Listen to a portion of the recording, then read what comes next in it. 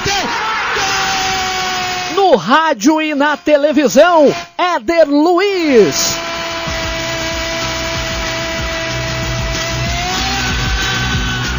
A arte de narrar uma partida de futebol. Seja bem-vindo aqui na Banda B, Éder Luiz. Boa noite. Boa noite, André. Um abraço, amigos.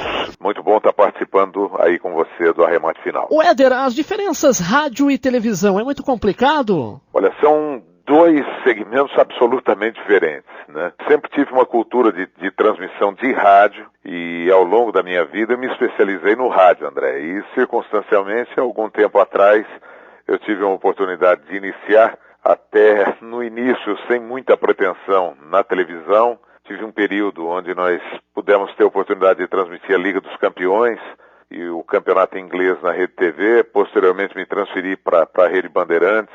Tive a alegria de fazer por um bom período o campeonato espanhol e o campeonato italiano na Band. E depois fui contratado pela Rede Record Televisão.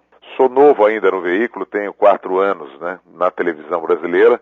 Mas eu posso dizer para você que são times completamente diferentes, né? E ao longo desse tempo a gente vai absorvendo aos poucos, né, o conteúdo e o time correto para fazer de uma forma eficiente esse segmento. Mas eu quero crer que hoje, dentro dessa experiência de 4 anos, a gente já tem absorvido muita coisa. Qual é a técnica que o Éder Luiz utiliza no rádio? É como se você estivesse aprendendo a dirigir, né? No início, você tem que olhar como engata a primeira, você tem que olhar para o câmbio, né? Segunda, terceira, quarta, quinta marcha. Depois de algum tempo, isso já flui com absoluta naturalidade. Acho que não existe uma técnica que possa se ensinar, mas é uma coisa que está em você, né? É a maneira como você enxerga a execução do negócio. Agora, eu quero crer que hoje existam algumas preocupações que sejam básicas para que você possa fazer uma locução esportiva.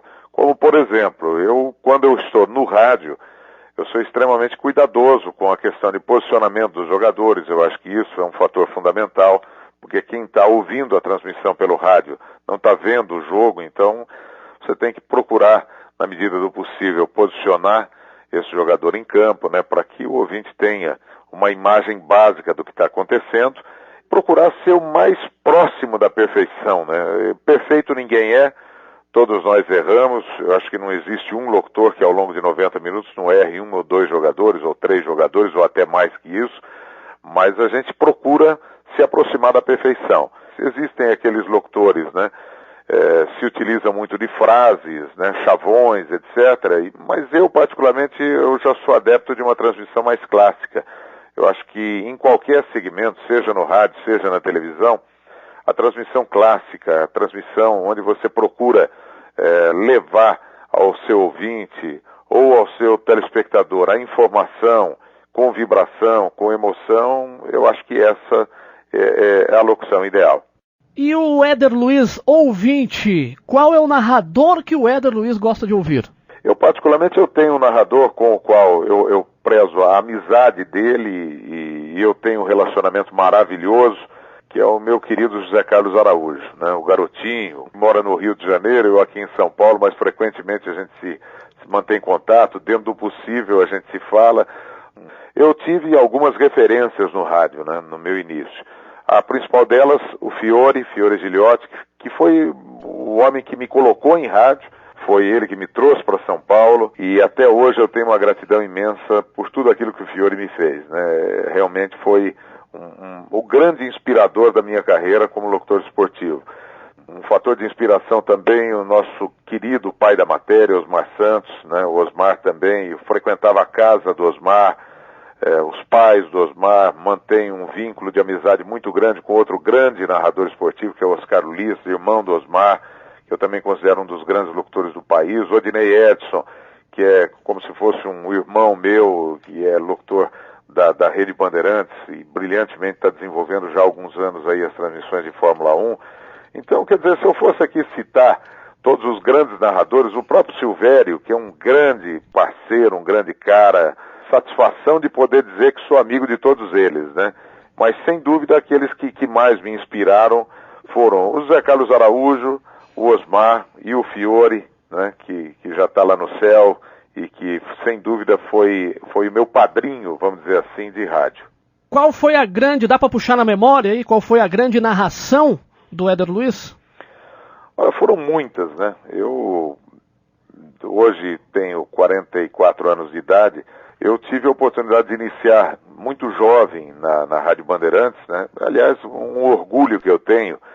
Eu fui um dos locutores mais jovens, né, da Rádio Bandeirantes em todos os tempos. Eu iniciei na Rádio Bandeirantes com 18 anos de idade. Na Fórmula 1, por exemplo, vivi o momento áureo da Fórmula 1 no Brasil.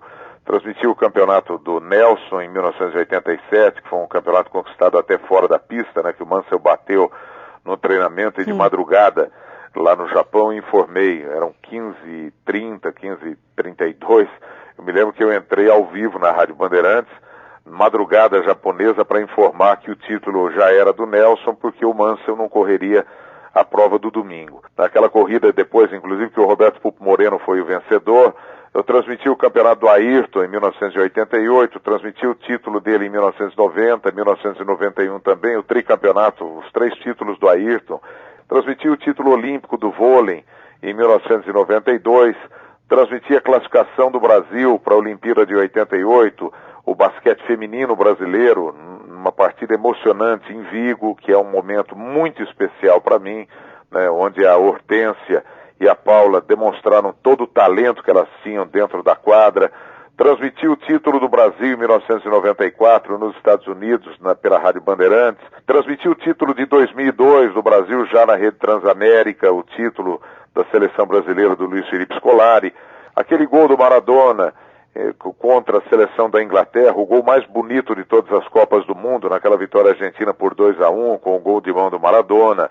Os Jogos Olímpicos, eu tive a oportunidade de transmitir em 1984, 1988, 92, foram momentos esplêndidos. Por que saiu da Bandeirantes para a Transamérica na época?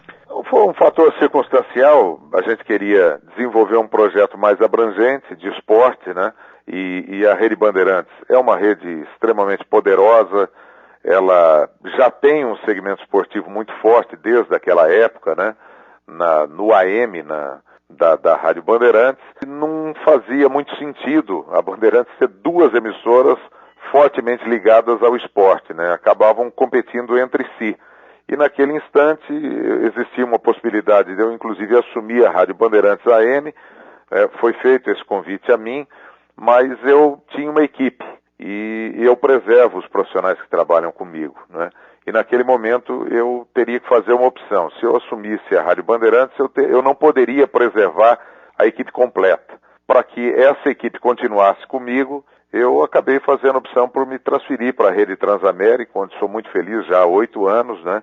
E eu pude manter a minha equipe intacta. Foi esse o motivo principal, mas até hoje mantém. Tanto é que eu voltei, né, para a Rede Bandeirantes, depois atuando na TV Bandeirantes, e tenho o maior carinho, o maior respeito pela família Saad. Éder, muito obrigado pela sua participação aqui na Rádio Banda B e boa sorte nestas jornadas esportivas da vida. Eu te agradeço muito pela oportunidade, André. Também, né, como um dos narradores escolhidos para falar do rádio esportivo, uma alegria muito grande. E na próxima oportunidade estou à disposição de vocês. Ok, senhoras e senhores, Éder Luiz. 45 minutos, vai terminar a partida no Morumbi.